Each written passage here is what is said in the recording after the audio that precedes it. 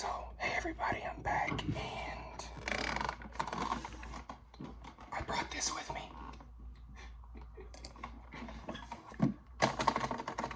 It's a arcade fight stick. And, why do you have it? Well, why do I have it, you're probably wondering. Because I play fighting games. Well, specifically one fighting game. And it's called Tekken 7. It's a 3D fighting game. And I play it on my PS4. I would play it on the PS5, but for obvious reasons, I don't have one. Because people are buying them all to resell them. So yeah, that's cool. Yeah, I bought this in like my sophomore year of college. Because that's when I was really playing the fighting games. Called Tekken specifically. So if you know what that is, then you know, cool. But yeah, I bought it because normally I play it on the controller and I have big hands, so it's easy on controller, but I wanted to try again with the iPad. I wanted to try the stick. The fight stick. Yeah, I bought it. It was like 200 and some change. This one's called Guamba Crystal. So yeah, you can see the name of the company right here.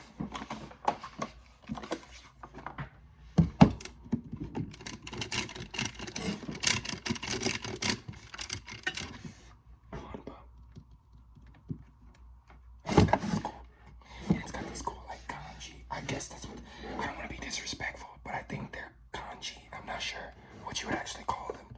But the symbols here. It's the palette.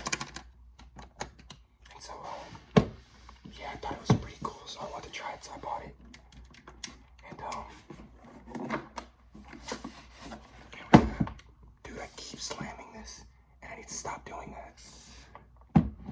I have the PlayStation Home button here. And then this one is, like, if you want to record a clip or a screenshot, something like that. Then we have these other ones, which are like L3 and R3, but I don't really use those, so I don't really see a use for them. And then we have the LED.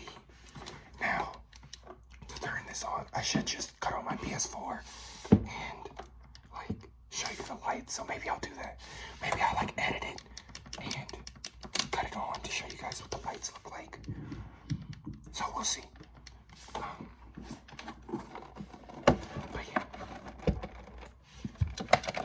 yeah, I always really wanted one of these, so I just pulled the trigger. And it's funny because I really don't even use it anymore. Because it's like if you come from playing a controller and trying to use a stick, it's like learning how to walk again. The symbol, just to move backwards and forwards, it's a whole new thing with this because this is much more, technical. So if you wanted to move backwards, you kind of have to do it twice. Even on the controller, you have to do it twice, but unless you want to slow walk. But with this, it's just weird because it's a whole new, you have to use your hand instead of your fingers, and your fingers can move faster.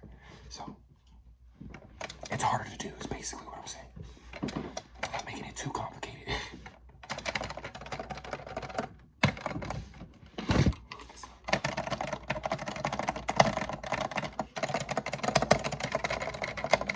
So yeah. And if you're not familiar with fighting games, or Tekken specifically, we use numbers basically as a notation system of what buttons to press to do something. So I guess I can give a little like quick lesson. I don't know, it's probably boring, but so yeah, square here, and we call square 1. So that would be 1. So when somebody's telling you how to do a move and they put 1 in there, they mean square. And then when they say 2,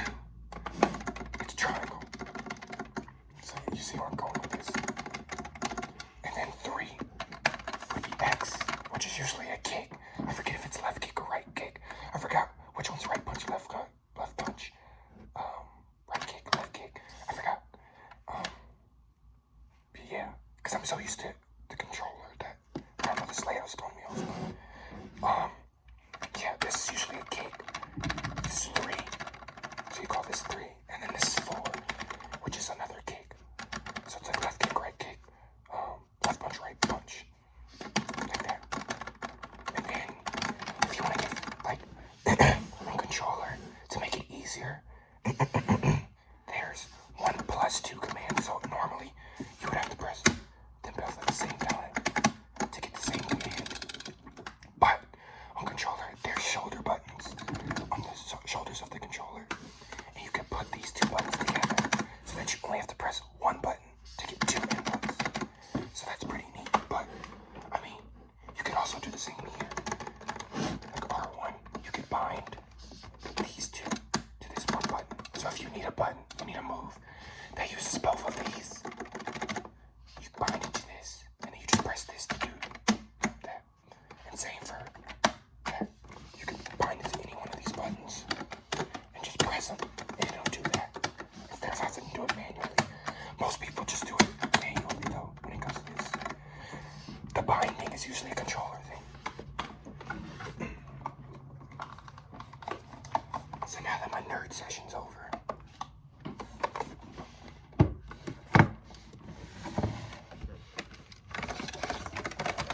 I figured this would just make some really nice sounds, honestly. The clicking is really, when I'm playing, you kind of get used to the clicking and tone it out, because it can be kind of loud, unless you like, there's things you can do to lubricate, like the, you know, glue sticks or whatever, the joints, the buttons, so they're not so loud. But I'd rather have clicky buttons than muddy buttons. And an example of a muddy button would be like if I were to like press this, like, and it doesn't click and it makes like a muddy sound, like a soft sound. You don't want that. So you rather have clicky buttons than muddy buttons, because you may get a misinput and then the move doesn't come out. So, and when it comes to fight sticks, there's different parts you can put in. So if I really wanted to, I could order more buttons, take these out, and put new buttons in to get a different feel. So that's just some of the things you can do.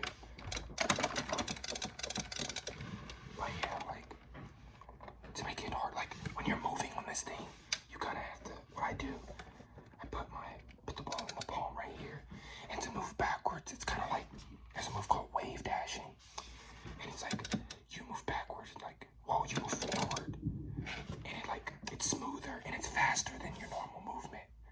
So there's like tricks you can do to move faster than other characters in the game. So like, just moving backwards normally, you would have to like do, if you want to move backdash really fast and get out of the way, you have to do like, and then drag this. So you're doing back, and then you're doing like a quarter circle back. So you're doing back, quarter circle back, just to move backwards once. So you can imagine how crazy this would get. So it kind of goes like this. It's like, put this down so it's not so loud. It goes like that. You do it really fast, but it's harder to do because you have to make sure you're getting the right input. You can't just move it.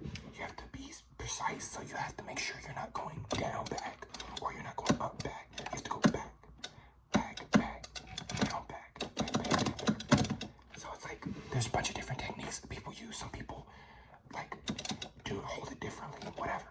But this is the easiest way I found to do it, because I can just use my thumb and then come around with these fingers. So you can kind of hear a rhythm. Like, I'm not great at it, but that's basically the gist of it. So you can see just one thing is hard enough. So yeah, and not to mention Tekken's a hard game in and of itself. It's so technical. There's a lot to learn. I don't know how this turned into a ramble nerd session about Tekken and fight sticks, even though, whatever, it just went where it went. It's fine.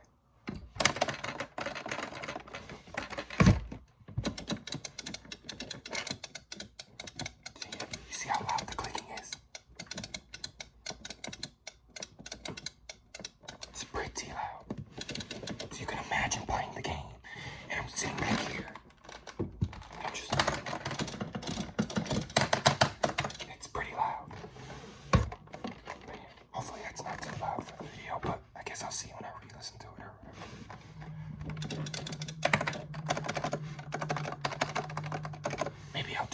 maybe in the future when I get a better mic and the sounds aren't trash, because they're probably trash right now, I can redo this and I could do no talking because nobody wants to hear the tech and ramble again. And I could just do the clicking and the buttons and it probably sound really good. But for now, this is what I'm limited to. So, sorry.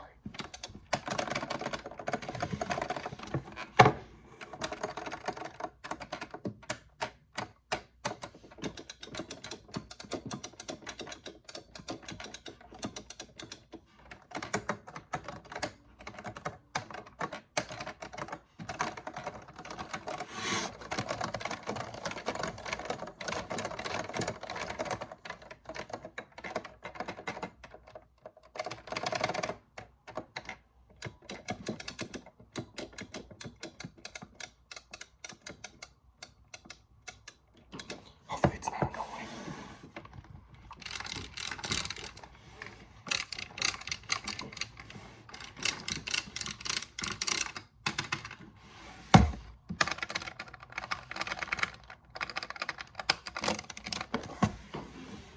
It comes with this little USB to plug into the system. So yeah. Probably not making a lot of sound.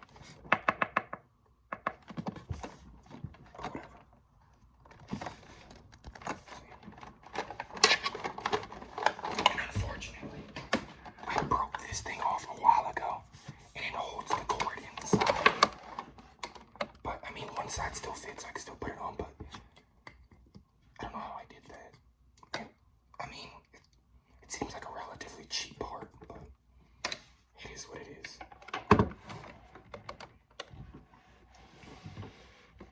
And I'm still not sure what this thing is for. I'm not sure. I really don't know. It's a shame I paid like $200 or something for this. I don't even know what some of the buttons do. It's very unfortunate. Let me see if I can plug this in really quick and show you the lights.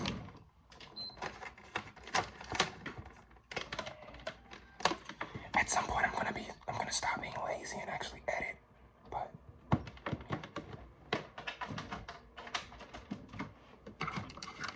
so let me see if I remember how this works.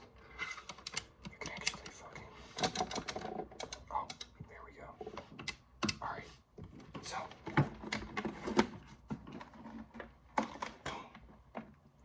pretty lights. I'm gonna turn this light off so you can see it. Pretty lights.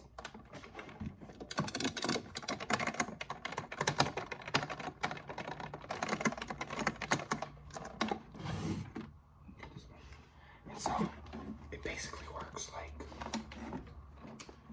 you could turn them off, obviously. So when you click, nothing. You could do it like this.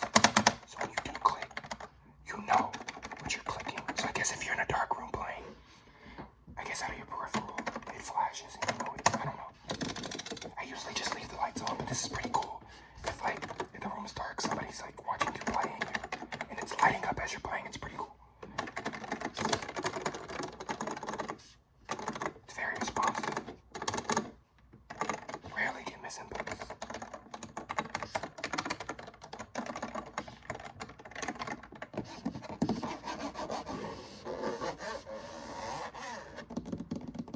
And then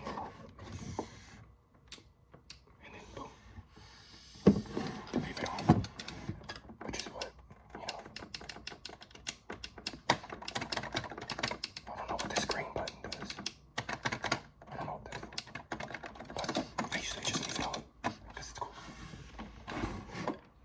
Yeah. That's the long and short of this. And I think I'm gonna end it here. It's about 15 minutes. Again, I don't know how long I want to keep making these, but I don't know.